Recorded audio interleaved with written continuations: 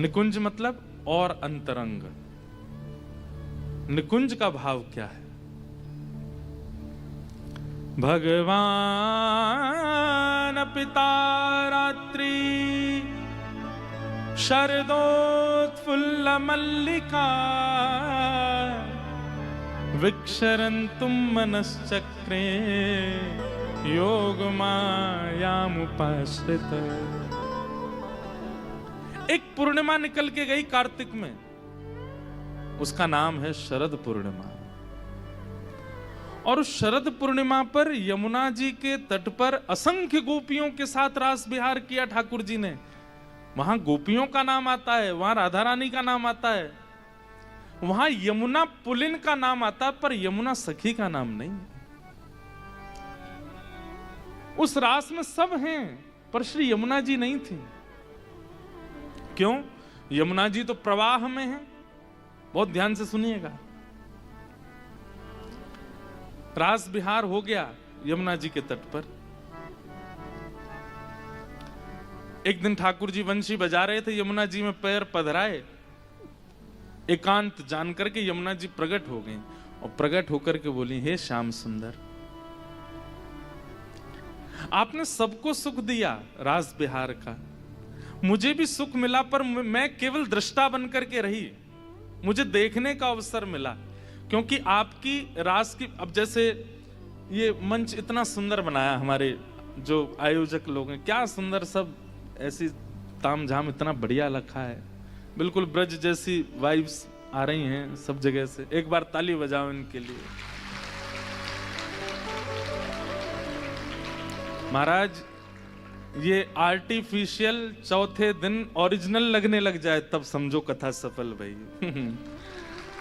कहीं ना कहीं इनमें ऐसा लगने लगे कि भाई ये मोर असली के हैं, सर घुमा रहे हैं, इनके पंख हिल रहे हैं। ये बेल जो लगी है ना ऊपर, ये आर्टिफिशियल नहीं, ये अपने आप बढ़ने लग जाएं इनकी। आखिर अब कुछ ना कुछ तो होगा, 4 दिन में कुछ तो अद्भुत प्रकट होगा। तो जैसे ये मंच बनाया गया, अब इस मंच में आप सब लोगों को कथा सुनने का अवसर मिल रहा है, मुझे सुनाने का, पर कहीं ना कहीं इनमें भी चैतन्यता तो है, इनमें भी कुछ ना कुछ चैतन्य तत्व है, ये जड़ तो नहीं है। वैसे इंग्लिश में नॉन लिविंग थिंग है ये सब चीज, लेकिन इनमें भी कुछ ना कुछ, हमारे साहित्य के अनुसार इनमें भी जीव तो है, इनमें भी प्राण तो है। उनकी इच्छा होती होगी हम भी सामने जाके कथा सुने, लेकिन ये विचार करते होंगे अगर हम सामने गए तो फिर कथा का रूप बिगड़ जाएगा। अब ये मोर सोचे कि मैं उड़ करके आगे उड़ जाऊं, अब ये जैसे उड़ेगा आधे तो भाग जाएंगे यहां से। थर्माकोल का उड़ कैसे गया? डर के मारे भाग जाएंगे, प्रेत आ गया भैया इसमें। तो इसको बेचारे को यहीं रहना पड़ेगा ना, क्यों? ताकि व्यवस्था बनी रहे। ठीक वैसे ही जब रास हो रहा था तो यमुना जी का मन तो बहुत हो रहा था कि मैं भी जाऊं, रास में प्रवेश कर जाऊं, रास में मैं भी गोपी रूप धारण करके श्याम सुंदर का आलिंगन करूं, उनके साथ बैठूं, सुंदर रास में मेरा आगमन हो जाए, फैल जाएंगी यमुना जी तो। और दूसरी बात, कार्तिक मास में थोड़ी हल्की ठंडी आ जाती है, हल्का हल्का ठंडा होता है मौसम। तो यमुना जी ने विचार किया कि कहीं मैं इतने स्वरूप में अगर आ गई, ठाकुर जी के चारों तरफ अगर मैं फैल गई, तो मेरी आगमन से कहीं रास में भंग ना आ जाए। इसलिए यमुना जी प्रवाहित होती रही, आई नहीं। लेकिन उनके मन में ये पीड़ा है, उनके मन में टीस है कि मैं केवल दृष्टा क्यों हूं, मुझे भी आना है। जैसे गोपियां गलवैया देती हैं, हाथ पकड़। रास का मतलब नृत्य नहीं है, मैं हमेशा कहता हूं कथा में, रास का मतलब नृत्य नहीं है। रास का मतलब प्रायोरिटी। इतने सारे महापुरुष बैठे मंच पे, हम वृंदावन से आए हैं, कथा कर रहे हैं, हमारे गिरधर लाल जी वृंदावन से आए हैं। आप लोग यहां आकर के हमें सुन रहे हो, गिरधर लाल जी का मंच पे दर्शन कर रहे हो, ये रस है। पर लाल जी आपके घर आ रहे हैं, आपके हाथ की बनी सामग्री पा रहे हैं, आपके हाथों से सेवा करा रहे हैं, वो रास है। जैसे आज कई लोगों को रास का अनुभव हुआ सुबह सुबह, जो बहुत दूर दूर से लाल जी को देखते थे, आज सबके हाथन से स्नान किया ठाकुर जी ने। ये रास है। रास का मतलब थोड़ा सामिप्य, थोड़ा इंपॉर्टेंस, थोड़ी प्रायोरिटी, उसको रास कहते हैं। हमें प्रधानमंत्री ने बुलाया, गांधीधाम में हल्ला मचवा दिया हमने कि हमको प्रधानमंत्री की तरफ से निमंत्रण आया। वहां जाकर के देखा तो 5000 लोग बुलाए थे उनने, तो उनमें से एक हम भी थे। कितना बुरा लगेगा, अरे यार यहाँ तो भीड़ आई है पूरी, उसमें एक हम भी, हमको कौन जाने। पर प्रधानमंत्री हमारे घर आए, ये रास है। सीधी बात, प्रायोरिटी को रास कहते हैं, इंपॉर्टेंस को रास कहते हैं। लाखों गोपियां हैं ब्रज में, पर कुछ गोपियों को चुन करके ठाकुर जी उनके हाथ की बनी सामग्री पा रहे हैं, उनके सुध पूछ रहे हैं, उनसे वार्ता कर रहे हैं, उनके साथ बैठे हैं। ये रास है। ये रास तभी नहीं हुआ, मीराबाई के साथ भी हुआ, ये रास सूरदास के साथ भी हुआ, ये रास कुंभनदास के साथ भी हुआ, ये रास आपके गुजरात के रामदास बोढ़ाना के साथ भी हुआ।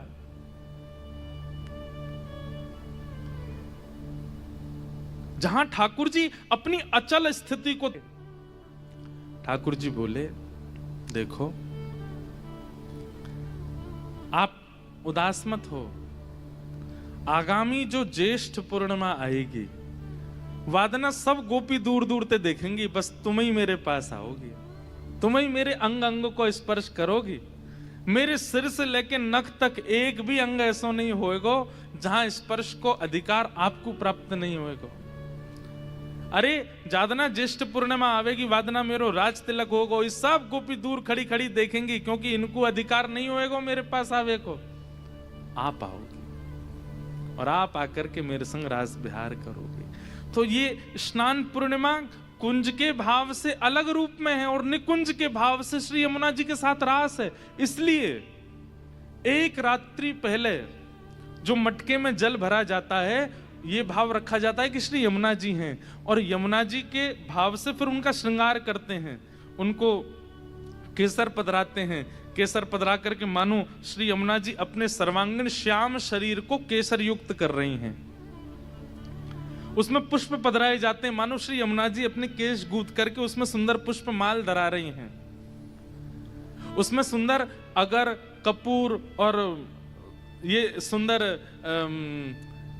इलायची आदि ये सब पधरा करके सुगंधित कर देते हैं, मानो श्री यमुना जी अपने मुख को सुंदर आस्वादित कर रही हैं, सुगंधित बना रही हैं। सर्वांगीण अंग को सुंदर सुंदर बना करके फिर उस पर वस्त्र पधराया जाता है। वस्त्र माने अब ये साड़ी पहन ली यमुना जी ने, उसके ऊपर कुमकुम से कुछ आकृति और छिड़के जाते हैं, मानो जैसे पत्रावली का श्रृंगार किया हो। और सब धारण करने के बाद फिर यमुना जी को नीचे चौक पुरा करके उस पर पधरा देते हैं ठाकुर जी के समीप।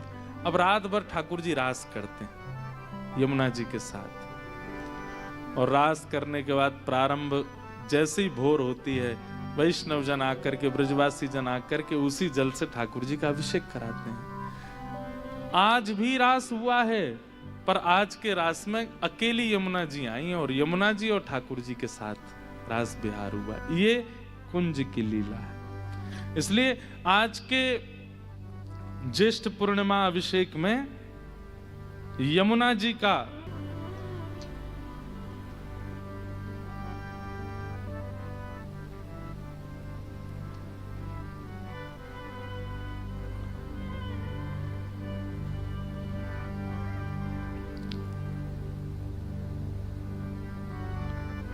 जमुना जल में है करत किलोले, जमुना जल में है करत किलोले। ग्रीष्म ऋतु ग्यारस उजियारी, ग्रीष्म ऋतु ग्यारस उजियारी।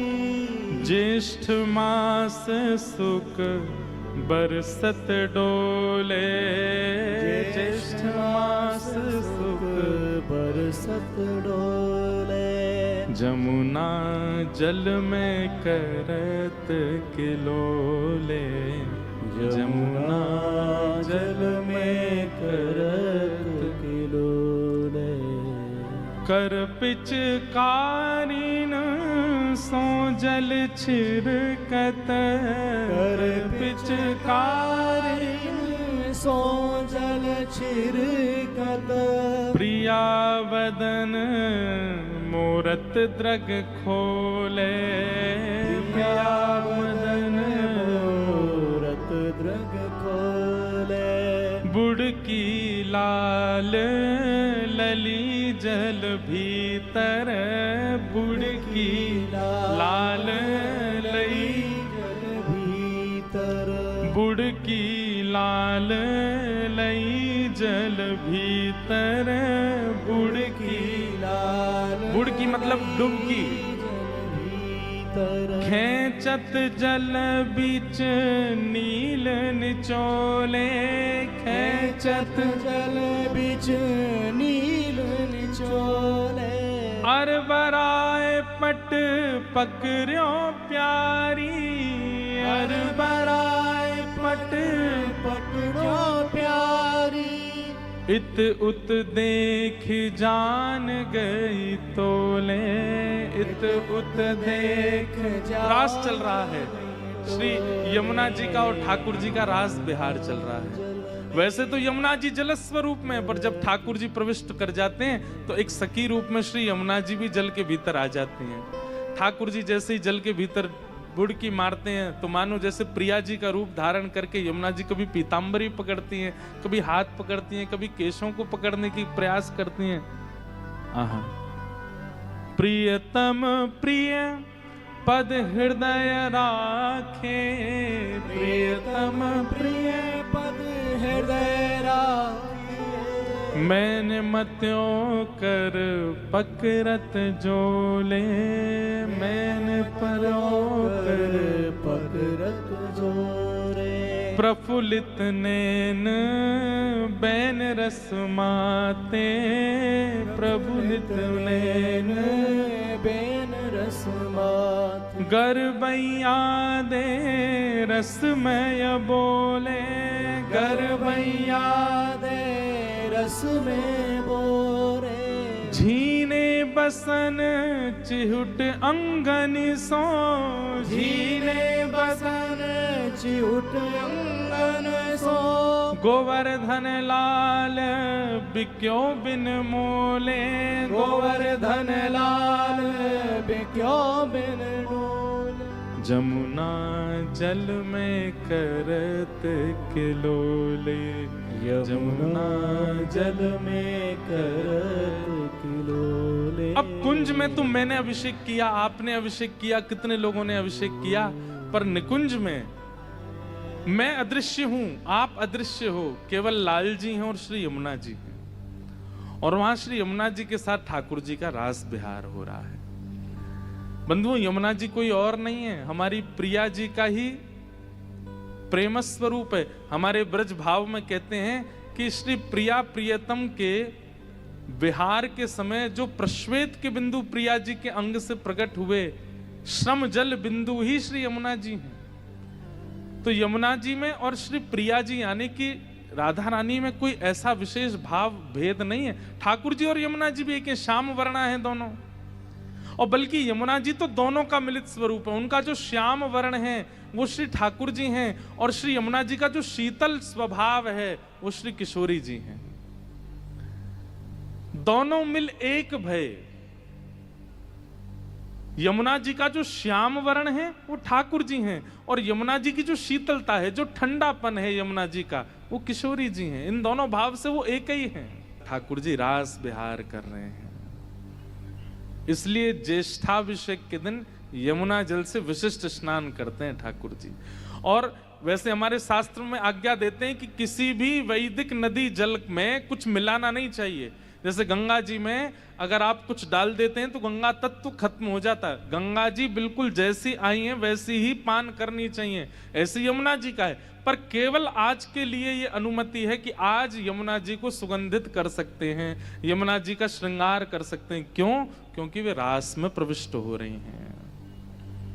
और फिर जो इस रास के लिए मध्यस्थता बनता है, मतलब यमुना जी को ठाकुर जी से मिलाने में जो सहायक बनता है, जैसे मैंने अभिषेक किया, आपने किया, जिसने योजना बनाई, उन पर श्री यमुना जी विशेष कृपा करती हैं। और यमुना जी की कृपा क्या है?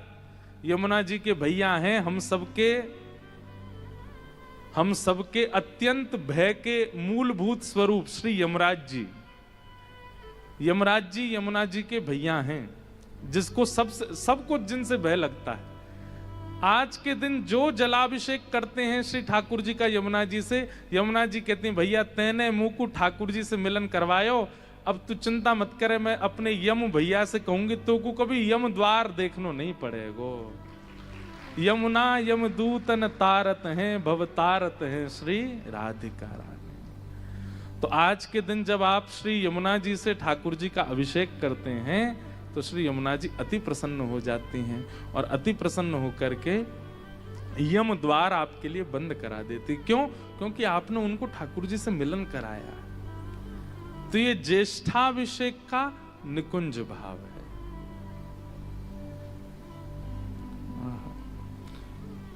हो मीठे रस से भरोड़ी महारानी लागे, राधा रानी लागे, मोहे प्यारो प्यारो यमुना जीरो पानी लागे। ओ मीठे रस से भरोरी महारानी लागे, महारानी लागे, मोहे प्यारो प्यारो यमुना जीरो पानी लागे। मीठे रस से भरोड़ी महारानी लागे, महारानी लागे, मोहे प्यारो प्यारो यमुना जीरो पानी लागे। ओ मीठे रस से भरोरी महारानी लागे रे, महारानी लागे, मोहे प्यारो प्यारो यमुना जीरो पानी लागे। कान्हा जी तो सांवर सांवर, राधा गोरी गोरी, कान्हा जी तो सावल सावल, राधा गोरी गोरी। श्री वृंदावन में धूम मचावे बरसाने की छोरी, वृंदावन में धूम मचावे बरसाने की छोरी। श्री वृंदावन में धूम मचावे बरसाने की छोरी। वृंदावन में धूम मचावे बरसाने की छोरी। ओ ब्रज धाम राधा जू की रजधानी लागे, रजधानी लागे, मोहे प्यारो प्यारो यमुना जीरो पानी लागे। ब्रज धाम राधा जू की रजधानी लागे, रजधानी लागे, मारे प्यारो प्यारो यमुना जीरो पानी लागे। मीठे रस से भरोड़ी महारानी लागे, महारानी लागे, मोहे प्यारो प्यारो यमुना जीरो पानी लागे। रस से भरोरी महारानी लागे, महारानी लागे, मोहे प्यारो प्यारो यमुना जीरो पानी। बोलो श्याम सुंदर श्री यमुने महारानी की जय हो।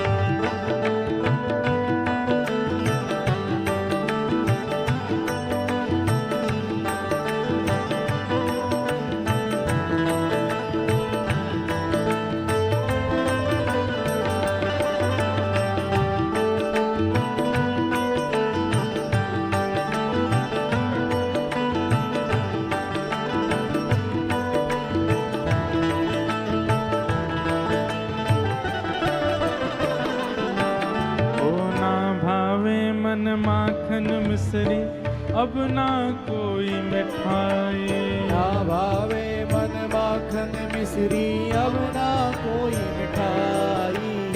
ना भावे मन माखन मिश्री अब ना कोई मिठाई। ना भावे मन माखन मिश्री अब ना कोई मिठाई।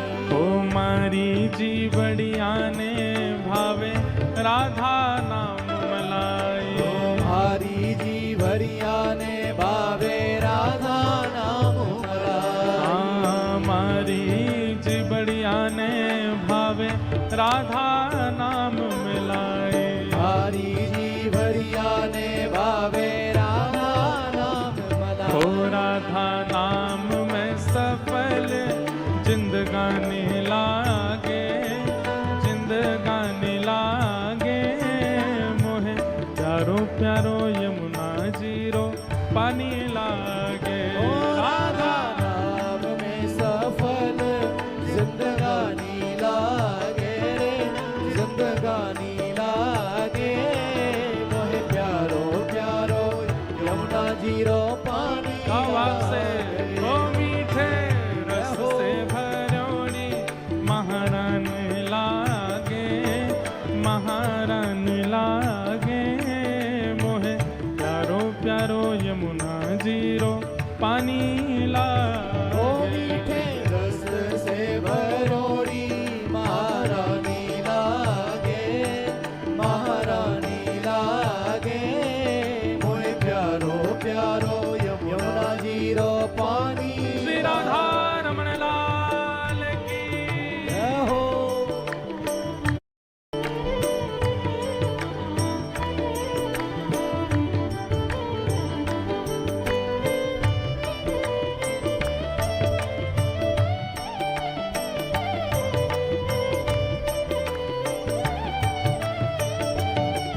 बोल गिरधर लाल प्यारे की।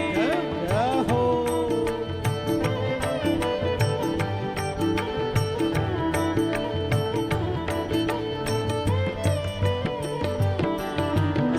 कान्हा नाम रटत है निस दिन जो नर आठो याम। राधा नाम रटत है निस दिन जो नर आठो याम। हो राधा राधा नाम जपत है जो नर आठो याम।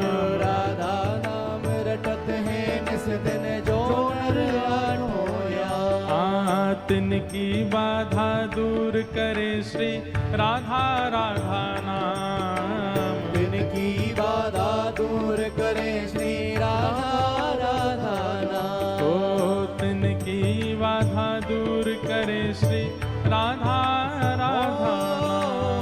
तिनकी बाधा दूर करे श्री राधा राधा नाम। हे वृषभानु की ललितो गुण धानी लागे, गुण धानी लागे। मोहे प्यारो प्यारो यमुना जीरो पानी लागे। विश्वभानु की ललितो गुणधानी लागे रे, गुणधानी लागे। मोहे प्यारो प्यारो यमुना जीरो पानी ओ लागे। मीठे रस से भरोड़ी महारानी लागे, महारानी लागे। मोहे प्यारो प्यारो यमुना जीरो पानी लागे। मीठे रस से भरोरी महारानी लागे रे, महारानी लागे। मोहे प्यारो प्यारो यमुना जीरो पानी लागे। ओ जय जय श्यामा जय जय श्याम, जय जय श्री वृंदावन धाम। जय जय श्यामा जय जय श्याम, जय जय श्री वृंदावन धाम।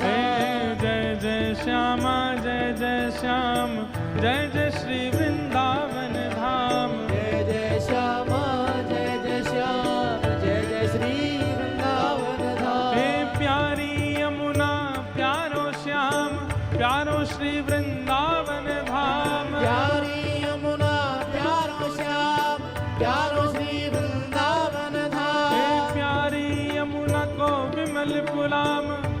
श्री वृंदावन धाम। प्यारी यमुना प्यारो श्याम, प्यारो श्री वृंदावन धाम। जय जय श्यामा जय जय श्याम, जय जय श्री वृंदावन धाम। जय जय श्यामा जय जय श्याम, जय जय श्री वृंदावन धाम। हे प्यारी यमुना प्यारो श्याम, प्यारो श्री वृंदावन धाम। प्यारी यमुना प्यारो श्याम, प्यारो श्री वृंदावन धाम। हे प्यारी श्यामा प्यारो श्याम, प्यारो श्री वृंदावन धाम। ओ प्यारी श्यामा प्यारो श्याम, प्यारो श्री वृंदावन धाम। हे प्यारी श्यामा प्यारो श्याम, प्यारो श्री वृंदावन धाम। प्यारी श्यामा प्यारो श्याम, प्यारो श्री वृंदावन हे धाम। जय जय श्यामा जय जय श्याम, जय जय श्री वृंदावन धाम। जय जय श्यामा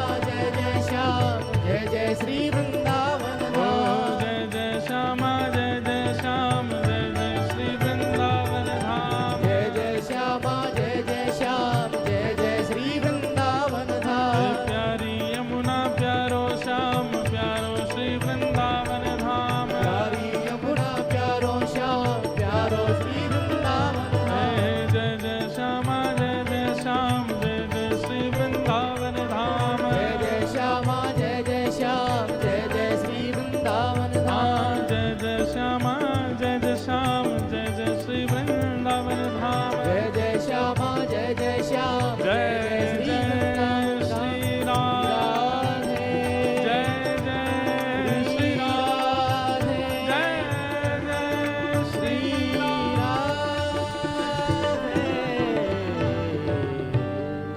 बोलो श्याम सुंदर श्री यमुने महारानी की जय। तो ये निकुंज भाव से ज्येष्ठाभिषेक, कुंज निकुंज और अब है निभृत निकुंज।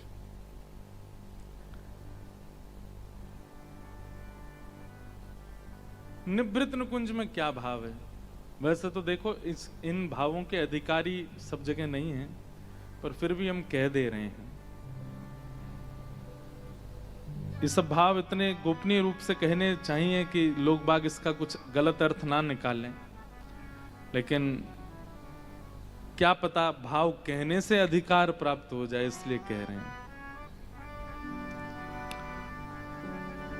जैसे प्रिया प्रियतम हमारे व्रज भाव में ये दोनों रमण करते रहें, एक दूसरे के प्रति भाव प्रेम उजागर करते रहें, उस रस में ही रसिक जन डूबे रहते हैं। कभी प्रिया जी लाल जी का श्रृंगार करते हैं, कभी लाल जी प्रिया जी का श्रृंगार करते हैं। कभी प्रिया जी मान कर जाती हैं तो लाल जी मनाते हैं, लाल जी मान कर जाती हैं तो श्री प्रिया जी मनाती हैं। इन दोनों की रस केली वही हमारे ब्रज रसिकों का सर्वधन है। ब्रज भाव वृंदावन में रहने वाले वो ज्ञान की प्रधानता नहीं रखते, वो वैराग्य की प्रधानता नहीं रखते। उनके लिए केवल एक ही चीज आधार है, क्या? कि श्री प्रिया प्रियतम नित्य मेरे नेत्रों में बसे रहें। बसो मोरे नैननु में यह जोरी, नव दुलहे ब्रजराज सावरो, दुल्हन राधा गोरी। बसो मोरे नैननु में यह जोरी। सूरदास जी, उन पे तो नेत्र ही नहीं है, पर फिर भी वो निरंतर इसी भाव में रहते हैं। नेत्र बिना नेत्र के ही वो प्रिया प्रियतम के युगल विलास विहार का दर्शन करते रहते हैं। हमारी ब्रज की रीति बड़ी विपरीत है। बाहर से जो महापुरुष दिख रहे हैं उनकी बड़ी दाढ़ी दिखेगी, बड़ी बड़ी जटाएं दिखेंगी, एक वस्त्र पहन करके वे घूम रहे हैं, लेकिन अंतरंग भाव में निज केली चल रही है, निज विलास चल रहा है ठाकुर जी का। वो बाह्य रूप से एक महात्मा है, एक साधु है, उनके पास अति व्यवस्था नहीं है, पर अंतरंग उनके मानसी भाव में वो ठाकुर जी को ऐसे ऐसे रत्न पहना रहे हैं, ऐसे ऐसा श्रृंगार कर रहे हैं, ऐसे ऐसे भाव आवेश में चले जाते हैं कि उसकी कोई पहुंच नहीं है। अद्भुत है ब्रज भाव, ब्रज रस। तो उसी को निकुंज भाव कहते हैं। निकुंज में किसी का प्रवेश नहीं है, केवल प्रिया प्रियतम है। ना ब्रजवासी हैं, ना नंद बाबा हैं, ना यशोदा मैया हैं, ना सखियां हैं, ना सखा हैं, केवल प्रिया प्रियतम। ये जिसको चाहेंगे वो निकुंज में आ सकता है। तो निकुंज में ज्येष्ठाभिषेक क्या है? हम जिससे अति प्रीति करते हैं उसका एक प्रिय स्वरूप हमारे चित्त में होता है। जैसे कई बच्चे ऐसे होते हैं, उनको अपनी माँ साड़ी में ज्यादा अच्छी लगती है, सूट में नहीं लगती होंगी, तो माँ से ये कि माँ आप साड़ी पहना करो, आप लाल साड़ी पहनो, आप नीली साड़ी पहनो, आप उसी में अच्छी लगती हो। कभी कभी माँ सूट पहन ले तो बच्चे आप इसमें अच्छी नहीं, आप साड़ी में ही अच्छी लगती हो। ऐसा होता है। कई बच्चों को अपनी माँ सूट में अच्छी लगती है, या पत्नी को पति किसी स्वरूप में अच्छा लगता है, पति को पत्नी किसी स्वरूप में। ऐसे ही श्री प्रिया जी ठाकुर जी को सबसे प्रिय कब लगते हैं पता है? जब वर्षा में वे भीज जाते हैं और उनके जो झीने झीने वस्त्र हैं वो सब अंग से चिपक जाते हैं, और नीलांबर जो है, ठाकुर जी क्या पहनते? पीतांबर पहनते, पीले वस्त्र। जैसे हमने श्वेतांबर पहना है, ऐसे ठाकुर जी पीतांबरी पहनते हैं। और वो पीतांबरी जब वर्षा के जल से, वर्षा ऋतु के जल से ठाकुर जी के अंग अंग पर जब बिंदु पड़ते हैं और वो जब चिपक जाती है ठाकुर जी के अंग से, तो पीले वस्त्र और नीला अंग, उनका कॉम्बिनेशन जो प्रकट होता है वो प्रिया जी को बहुत अच्छा लगता है। इसलिए जब कभी भी जल विहार, ये क्या बोलते हैं, वर्षा ऋतु आती है तो दोनों निकुंज से भागते हैं किसी छांव के नीचे। तो ठाकुर जी पीछे रह जाते हैं, लाडली जी आगे आ जाती है, किशोरी जी। और जैसे लाल जी आते हैं तो किशोरी जी बाहर ही करते हैं, थोड़ी देर और बाहर ही रहो, क्यों? नेक भीज जाओ, फिर बढ़िया लगोगे। तो कहते हैं फिर ज्येष्ठ 9 दिन भयंकर गर्मी पड़ती है, भीषण गर्मी। वो 9 तपाई चल रहे हैं अभी, ये पूरे हो गए होंगे आज। तो ये 9 तपा जब आते हैं तो श्री जी इतनी व्याकुल हो जाती हैं निकुंज में, कहती हैं कि हे श्याम सुंदर, ये वर्षा कब होएगी, ये वर्षा कब होएगी? ये इतनी गर्मी पड़ रही है, इतनो ग्रीष्म, इतनी गर्म शिशिर चल रही है, मिलने में भी दुविधा होती है, इतनी गर्मी में आने जाने में भी कष्ट होता है, पीड़ा होती है। तो किशोरी जी प्रतीक्षा कर रही हैं कि कब श्याम घन कब बरसे गो आए, वो श्याम घटा कब आएगी, कब बरसेगी। आहा, बहुत अच्छा पद है। कब ही ये शोक संताप मिटेगो, श्याम घन कब बरसेगो आए। आहा,